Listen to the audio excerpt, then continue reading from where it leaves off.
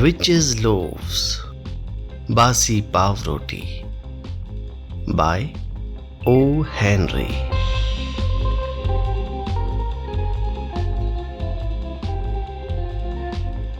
गली के नुक्कड़ पर सड़क से 3 सीढ़ियां ऊपर चढ़कर उस दुकान का दरवाजा खोलने पर वहां लटकी घंटियां बज उठती थीं। वो मिस मार्था की बेकरी थी। मिस मार्था 40 साल की थी। अब तक उनकी मिल्कियत थी बैंक में जमा $2000, 2 नकली दांत और एक सहानुभूति से भरा दिल। अब तक कई ऐसे लोगों की शादियां हो चुकी थीं जिनकी संभावना मिस मार्था से भी कम थी, यानी मिस मार्था अविवाहित थी। हफ्ते में 2-3 बार एक ग्राहक उनकी दुकान पर आता था जिसमें मिस मार्था दिलचस्पी लेने लगी थी। वो एक अधेड़ आदमी था जो चश्मा लगाता था। उसकी भूरी दाढ़ी करीने से कटी रहती थी। भले ही वो खुद साफ सुथरा रहता था और उसका व्यवहार अच्छा था, पर उसके कपड़े हमेशा ही बुरी हालत में रहते, जगह जगह से फटे, मैले कुचैले। वो हमेशा 2 बासी पाव रोटियां खरीदता। ताजी पाव रोटी 5 सेंट्स की एक आती, जबकि बासी पाव रोटी 5 सेंट्स की 2 आ जाती थी। उसने मार्था से 2 बासी पाव रोटियों के अलावा कभी कुछ नहीं खरीदा। एक बार मार्था ने उसके हाथ की उंगलियों में लाल भूरे रंग के धब्बे देखे। उसे यकीन हो गया कि ये एक गरीब कलाकार है जो किसी बरसाती नुमा कमरे में रहता होगा, वहीं पेंटिंग्स बनाता होगा, बासी रोटियां खाकर गुजारा करता होगा। और बेचारा मार्था की बेकरी की लजीज चीजों को खाने को तरसता होगा। अक्सर मार्था अपने स्वादिष्ट चॉप्स, लाइट रोल्स, जैम खाते वक्त सोच में पड़ जाती और गहरी सांस लेकर सोचती कि काश वो बेचारा कलाकार भी अपनी कोठरी में रूखा सूखा बासी खाना खाने के बजाय यहां मेरे साथ इस मजेदार खाने का लुत्फ उठाता। मार्था का दिल दया और सहानुभूति से भरा हुआ था। एक दिन मार्था ने उस शख्स के बारे में लगाए हुए अपने कयासों को आजमाने का निश्चय किया। उसने कभी सेल में खरीदी हुई एक पेंटिंग अपने काउंटर के पीछे की शेल्फ में रख दी। पेंटिंग में वेनिस शहर का दृश्य था, एक आलीशान संगमरमर का महल और पानी में चलती नावें जिनमें बैठी औरतें पानी में हाथ लहरा रही थी। बादल, आकाश, सब कुछ विपरीत रंगों के मिश्रण से दर्शाए गए थे। ऐसी पेंटिंग को परखने के लिए अच्छे कलाकार की नजर चाहिए थी। 2 दिन बाद वो आदमी वहां आया।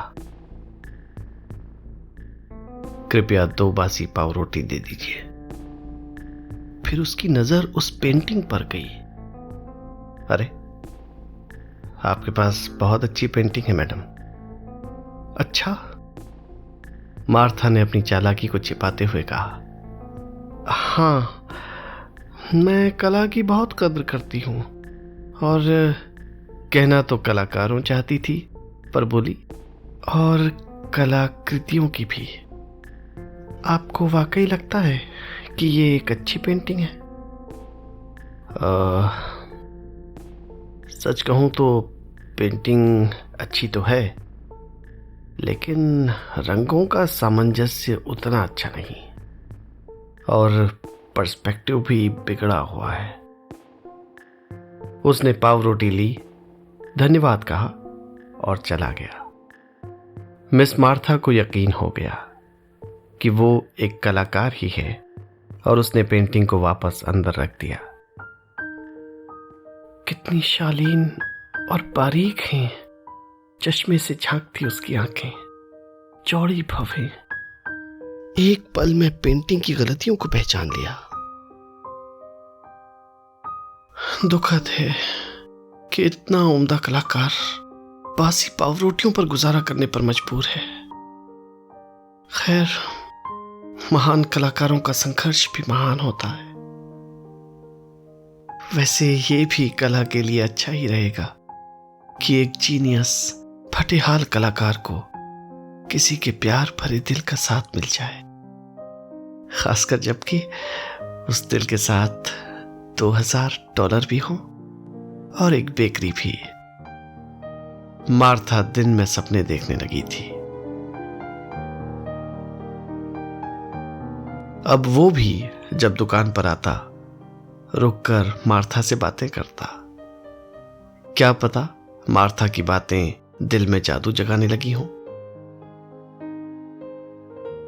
अब भी वो बासी पाव रोटी ही खरीदता था, न केक न पाए और कुछ भी नहीं।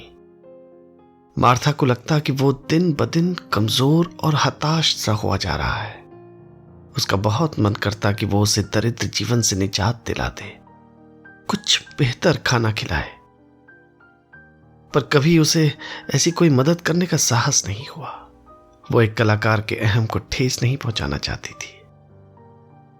अब मार्था एक सुंदर रेशमी नीला सूट पहनकर काउंटर पर खड़ी होती। पीछे के कमरे में उसने श्रीफल और सुहागे को मिलाकर कोई खास उपटन तैयार करके रखा था। औरों की तरह अपने रूप को निखारने का उसे भी पूरा हक था। एक दिन वो जब आया और पावरोटी मांगी, तभी बाहर एक अग्निशामक वाहन शोर मचाता हुआ गुजरा। वो आदमी जिज्ञासा से उसे देखने बाहर की तरफ निकला। मार्था को मौका मिल गया। काउंटर के नीचे के शेल्फ में एकदम ताजा मक्खन रखा था। मिस मार्था ने चाकू से दोनों पाव रोटियों को काटा और उनके अंदर ढेर सारा मक्खन भरकर उन्हें फिर से बंद कर दिया। जब वो आदमी मुड़ा तो मार्था पाव रोटियों को कागज में लपेट रही थी। फिर दोनों ने कुछ बातें की और जब वो चला गया तो मार्था अपनी कारस्तानी पर मुस्कुराई। उसके तन बदन में गुदगुदी और सिहरन दौड़ गई। कहीं मैंने कुछ ज्यादा तो नहीं कर डाला? अगर वो बुरा मान गया तो? नहीं, ऐसा भी कुछ ज्यादा नहीं किया। खाने की चीज ही तो थी। पाव रोटी में मक्खन लगाना, आखिर ये इतनी बड़ी धृष्टता नहीं है। लंबे समय तक वो इसी सोच में डूबी रही। उसे ख्याल आया, जब उसे पता चलेगा तब क्या होगा। वो अपनी अद्भुत पेंटिंग बना रहा होगा, फिर ब्रश और रंग को रखकर सूखी पाव रोटी को पानी के साथ खाने को बैठेगा। खाते ही उसके मुंह से बरबस निकल पड़ेगा। आह! मार्था शर्मा गई। तभी उसकी बेकरी के दरवाजे पर लगी घंटियां टनटना उठी। मिस मार्था जल्दी से बाहर की तरफ आई। वहां 2 आदमी थे। एक आदमी सिगार पी रहा था, उसे मार्था ने कभी नहीं देखा था, और दूसरा वही कलाकार। कलाकार गुस्से में तमतमाया हुआ था, अपने बाल नोच रहा था। वो मार्था की ओर मुट्ठियां ताने जैसे अंगारे बरसा रहा था। बेवकूफ, गलीज! दूसरा आदमी उसे खींच कर ले जाने लगा। नहीं, मैं नहीं जाऊंगा, मैं आज इसे बता ही देता हूं। वो चिल्लाते हुए बेकरी के काउंटर पर हाथ पटकने लगा। तूने मुझे बर्बाद कर दिया। तू क्या समझती है खुद को? मैं तुझे नहीं छोड़ूंगा, चुड़ैल कहीं की। मार्था हतप्रभ सी होकर शेल्फ के सहारे खड़ी रही। दूसरा आदमी कलाकार को खींचता हुआ चिल्लाया, अब वापस भी चलो, बहुत कुछ कह चुके हो, चलो यहां से, चलो। वो उसे खींचकर वहां से बाहर ले गया। फिर उसे सड़क के दूसरी ओर छोड़कर वापस आकर मार्था से बोला, मुझे लगता है कि आपको पहले से ही बता देना चाहिए था। क्या बात है? आखिर हुआ क्या है? दरअसल इसका नाम ब्लूमबर्गर है। ये एक आर्किटेक्चरल ड्राफ्ट्समैन है। हम दोनों एक ही ऑफिस में काम करते हैं। 3 महीनों से ये नए सिटी हॉल का बेहतरीन डिजाइन बनाने के लिए जी तोड़ मेहनत कर रहा था। ये एक इनामी प्रतियोगिता थी। कल ही उसने लाइंस को स्याही से भरने का काम पूरा किया था।